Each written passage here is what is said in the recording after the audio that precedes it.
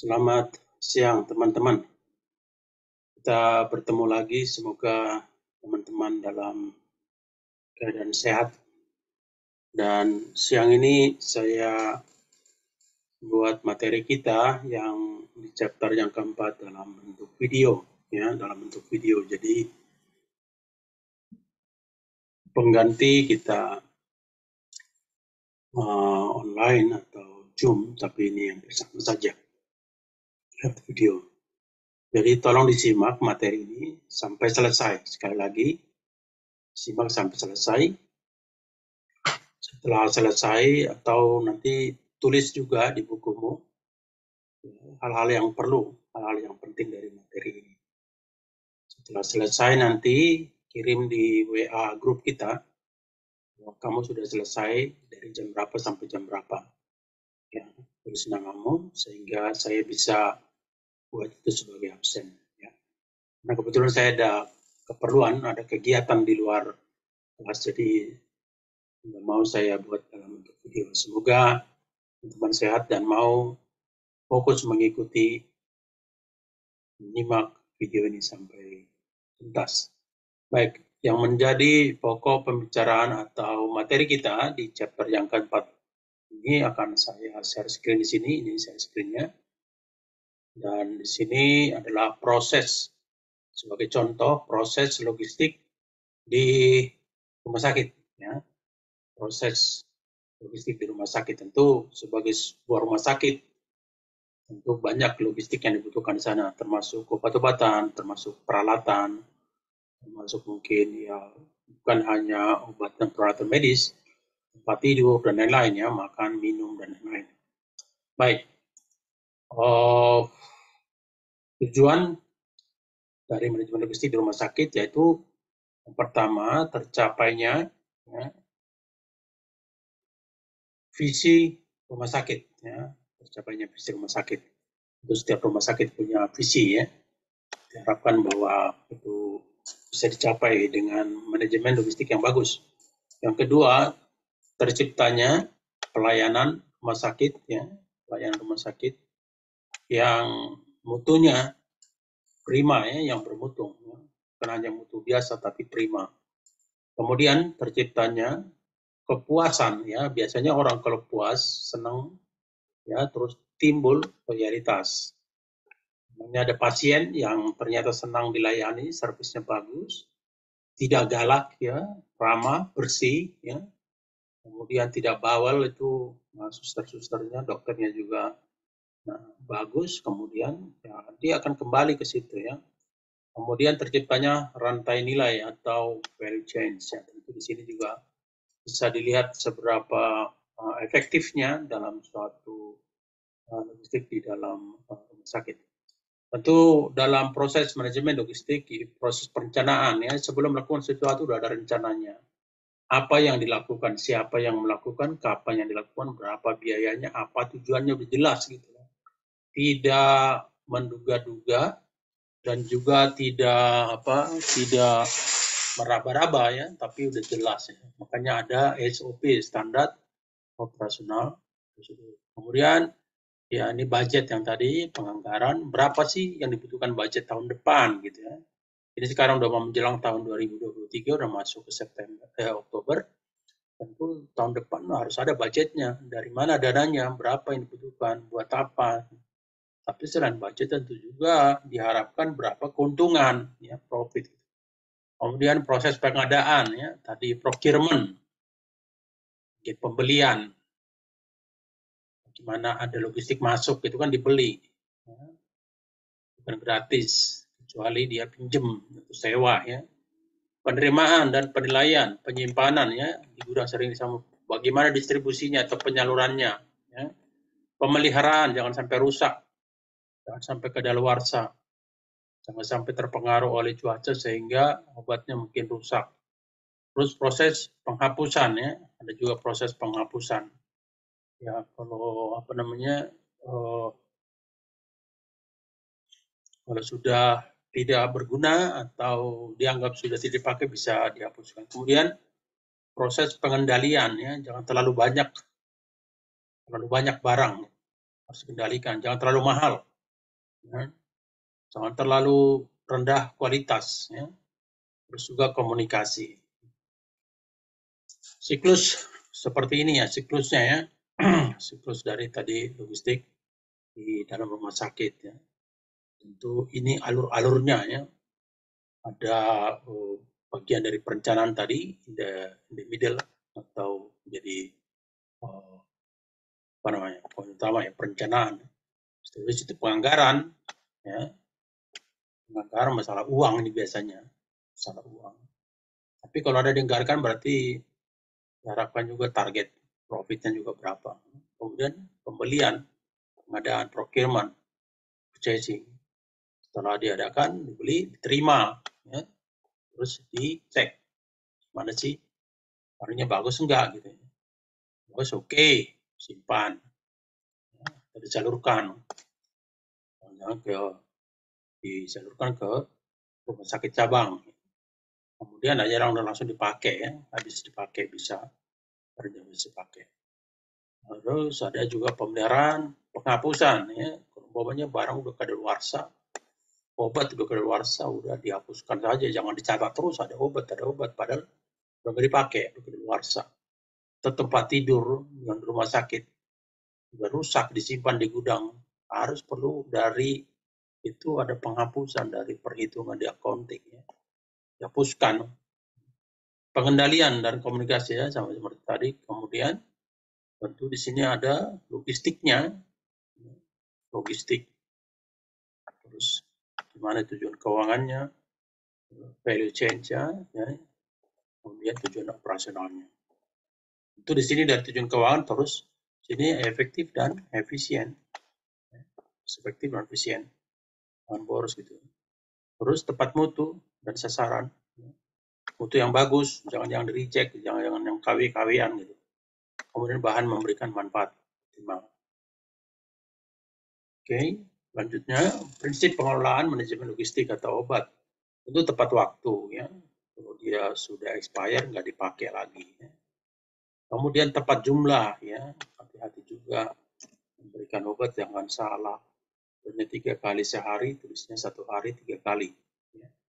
Tepat kualitas ya, karena obat-obatan ada yang generik, ada juga yang bukan generik. Tepat sasaran ya, tepat sasaran obat-obat. Terus persediaannya juga lengkap, juga harganya tidak ya tergantung itu, yang terlalu mahal gitu. Tepat harga, tepat harga.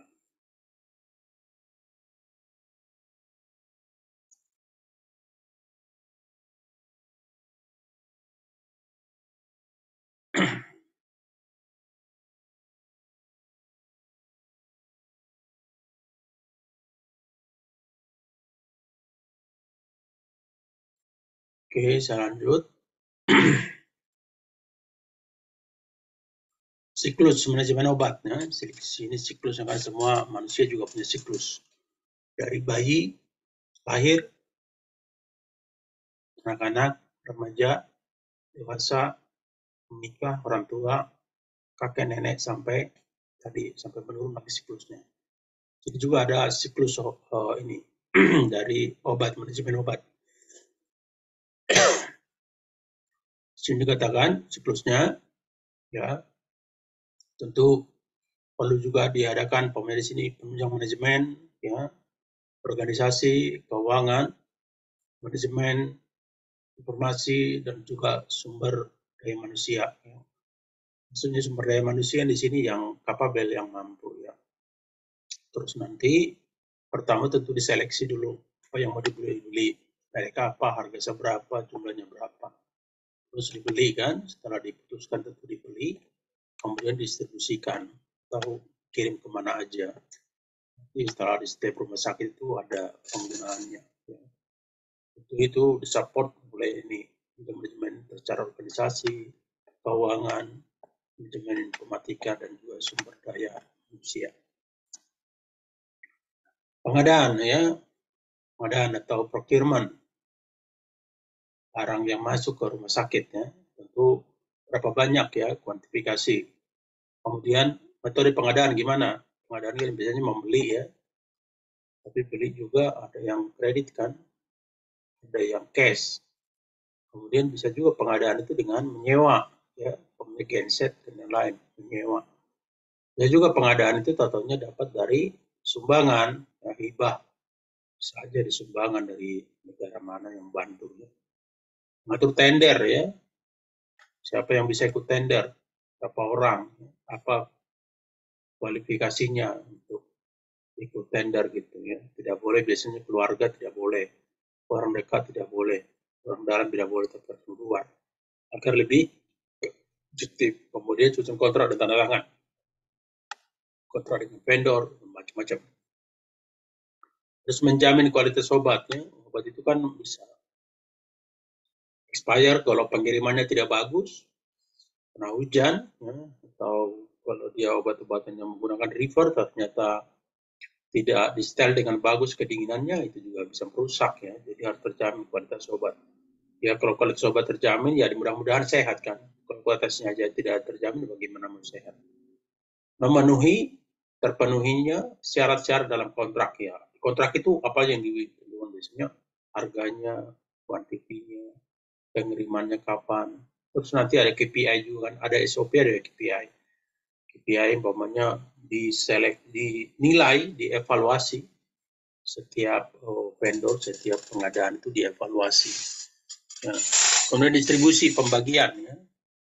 Kontrol stok, jangan sampai stoknya habis. Ya, orang sakit stoknya habis, stok obat bisa berbahaya itu. Kemudian manajemen penyimpanan ya, di gudang, incoming, outgoing, terus di gudang bagaimana? Apakah di tempatnya tempat khusus, umpamanya barang berbahaya kan ada dari kimia, atau tempatnya butuh pendingin, umpamanya dengan river atau yang menggunakan seperti AC gitu. Kemudian pengiriman ke depot ya, ke depot obat. Itu dari bagian dari distribusi. Pengendalian perlu dikendalikan ya. Logistik yang masuk, yang keluar, pembagian distribusi, pengantar dan lain. Menyeimbangkan biaya pengadaan dan penyimpanan ya. Terlalu banyak barang masuk. Tiba-tiba bulan depan kosong. Harus ya seimbang lah ya, seimbang maksudnya berapa yang dibutuhkan. Ya mungkin ada stok ya sebagai backup, sebagai persediaan kalau ada permintaan tiba-tiba. Kita nggak tahu kan, kadang-kadang ada mungkin tiba-tiba ada terjadi kecelakaan yang orangnya mungkin ratusan gitu kan, itu kan perlu obat yang dadakan. Jadi kan ya tepat waktu, jangan expire ya, jangan terlalu cepat juga ya. Jadi tepat waktu sesuai dengan yang dibutuhkan. Mencegah kerusakan alat, komponen terjadinya stock out dan ya, jangan sampai stoknya habis ya. Kemudian bagaimana kalau ada sisa penggunaan bahan, gimana mau diapakan? Memanfaatkan diskon ya, ini juga perlu. Kadang-kadang ada orang cari kejar diskon, ya, tidak salah, sah-sah aja ya. Mempersiapkan kenaikan harga bahan ya, kadang-kadang kan bahan baku bisa tiba-tiba naik ya. Dulu ketika impor standar-standar aja tiba-tiba ada krisis moneter. Harga $1 aturannya biasanya 2.500 tiba-tiba melonjak ke 17.000. Jadi nanti bahan bakunya jadi mahal banget. Oke, kebijakan pengendalian logistik ya, itu menentukan tingkat persediaan yang harus dijaga berapa. Ya, tentu ini biasanya dari pengalaman. Kalau umpamanya obat-obatan, ya kira-kira kapan ya? Orang sering sakit itu kapan gitu? Musim hujan ya, kena hujan, kena flu ya. Kemudian musim panas ya, musim COVID, musim DBD ya, banyak musim-musim. Ada musim-musim lanina dan lain-lain ya. Itu banyak sakit. Banyak meninggal juga, ada teman saya punya rumah duka. Dia bilang bulan April itu banyak orang meninggal. Soalnya kenapa nggak tahu juga dia. Waktu ya, kapan pesan ya. Karena kadang-kadang pemesan kalau jarak jauh kan tentu butuh waktu yang lama. Jadi harus diburu-buru dipesan ya. Kalau waktunya jaraknya dekat ya mungkin bisa lebih lama. Jumlah ya, sampai salah. Jumlah barang harus tepat ya. Sistem pemesanan gimana? Apakah di order baru dibuat atau diorder pas sudah ready, seperti itu. Kemudian bekerja berdasarkan kebutuhan pengguna. Ya. Tadi ini pelanggan ini kan, pengguna ini kan pelanggan. Kemudian kapan dibutuhkan ya, barangnya. Terus spesifikasinya apa, mereknya apa. Tentu di sini kan mengenai harga juga di sini. Dan kualitas barang semakin bagus, obatnya biasanya mereknya juga makin bagus, harganya juga semakin mahal. Terus ukurannya ya, berapa gram gitu ya, berapa mili, terus berapa persediaannya. Terus kualitas barang ya, barang atau udah berapa lama itu barangnya. Jangan-jangan dibeli tentunya sampai udah expire ya, dikasih murah tentunya udah mau expire. Kemudian tanggal kebutuhan ya, tanggal kebutuhan. Kapan dibutuhkan. Oke, kemudian tentu ini berhubungan dengan pemasok atau shipper atau pengirim ya. Kemudian cara atau metode untuk menyediakan kebutuhan tersebut dalam bentuk suatu proses pembelian ya.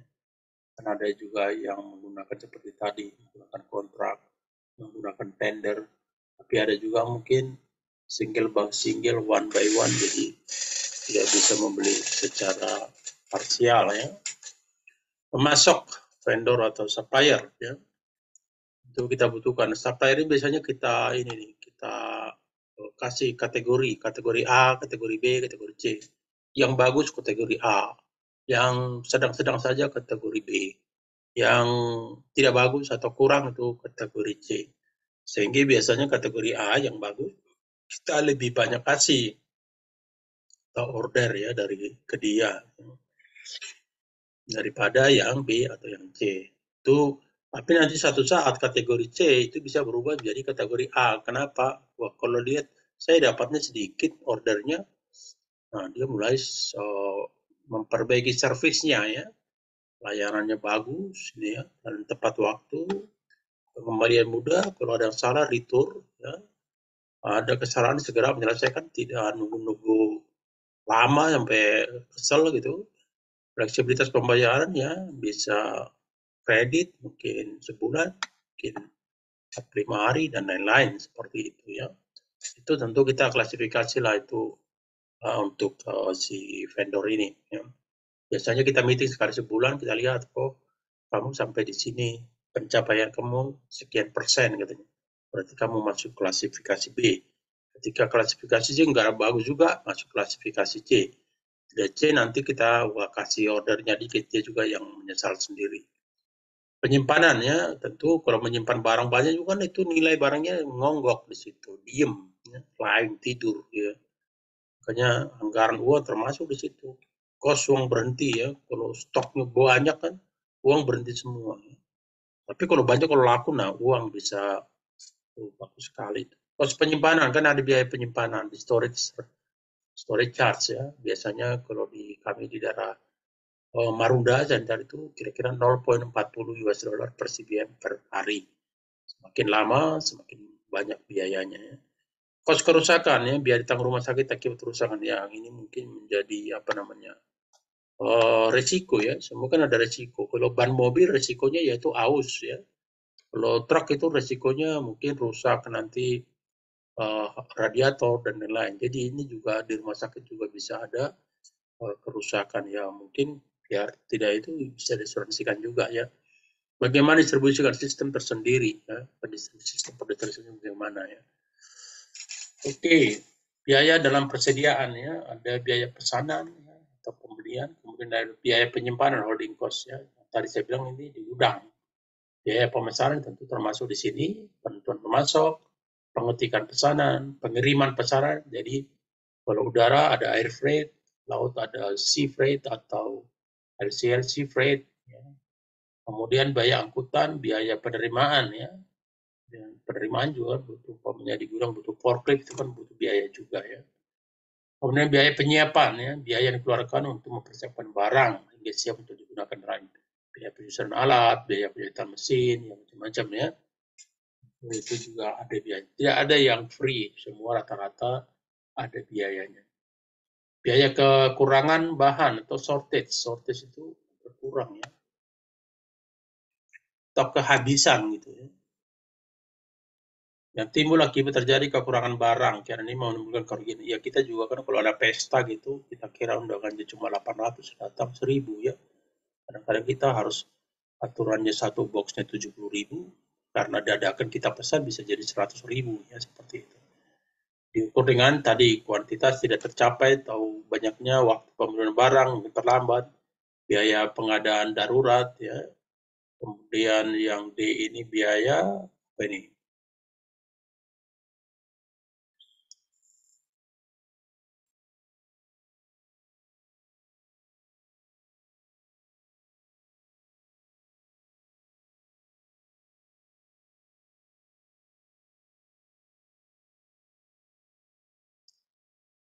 Yang D, sorry, tadi udah. Nah ini yang terakhir tadi. Oh ya, biaya kehilangan pelanggan ya. Kalau hilang pelanggan kan potensi kita bisa rugi loh. Kenapa? Bukan hanya rugi, orang kita juga kan. Kalau umpamanya kami pernah itu ada Adidas Team, 25 orang. Adidasnya pergi, udah gitu, nggak ada kerjaannya lagi ya. Kemudian ada proses penerimaan masalah tersendiri. Secara teoritis tidak otomatis seperti yang terlihat ya. Bagaimana quality control? Ya perlu quality control, mengontrol apa yang sedang disimpan dan lain-lain ya, mengontrol. Kemudian mengevaluasi tadi vendor, ya baik tracking, baik yang lain-lain. Pihak ketiga, ya vendornya dievaluasi, nggak semua bagus, pasti ada yang jelek, ada juga yang bagus. Kemudian distribusi mana yang baik ya, nanti menjadi pilihan ya, distribusi mana. Tanggung jawabnya bagian logistik, oke. Ini menjaga kegiatan yang memasok material ya secara terputus ya. Jadi ada materialnya yang masuk sama material yang akan datang. Mengadakan pembelian inventaris secara bersaing, kompetitif, mutu, harga, servis ya. Kalau menjadwalkan investasi barang secara tepat ya, gimana, kapan mau diinvestasikan. Mengembangkan sumber pasokan yang dapat dipercaya tadi, shipper ya, dan menyediakan alternatif. Karena kadang-kadang bahaya juga kalau kita hanya membuat satu pasokan, tiba-tiba ada masalah kan bisa aja kan orang masakan. Kami sering itu, jadi paling tidak ada dua ya. Kalau satu masalah, yang satu lagi masih bisa. Yang ketiga, memantapkan sistem penyimpanan dengan baik. Ya. Kemudian yang terakhir, menjamin sistem informasi logistik ya. Ada sistem informasi logistik. Apalagi dia kalau terkoneksi. Nah, ada di apoteknya tinggal berapa, ketahuan gitu. Karena selalu di-update gitu. Terus kalau ada kenaikan harga, transparansi seperti itu. Oke, kalau ada pertanyaan silakan di WA. Nanti setelah dibaca di semua, disimak semua, sekali lagi di WA ke saya, di WA Group, bahwa kalian udah selesai, bacanya dari jam sekian sampai jam sekian. Dari menit sekian sampai menit sekian. Kan ada berapa menit kalian untuk membacanya. Baik, pikir itu aja pertemuan kita, tidak terlalu panjang karena lewat video takutnya ada yang ngantuk. Saya yakin itu ada yang ngantuk-ngantuk. Bahkan semoga kalian jujur ya, memberitahu bahwa ini benar-benar memang ditonton semua, tidak bohong, ya, tapi jujur sebagai umat yang beragama. Terima kasih. Sampai sini pertemuan kita. Semoga kita teman-teman semua sehat-sehat semua. Sampai ketemu minggu depan. Selamat siang semuanya.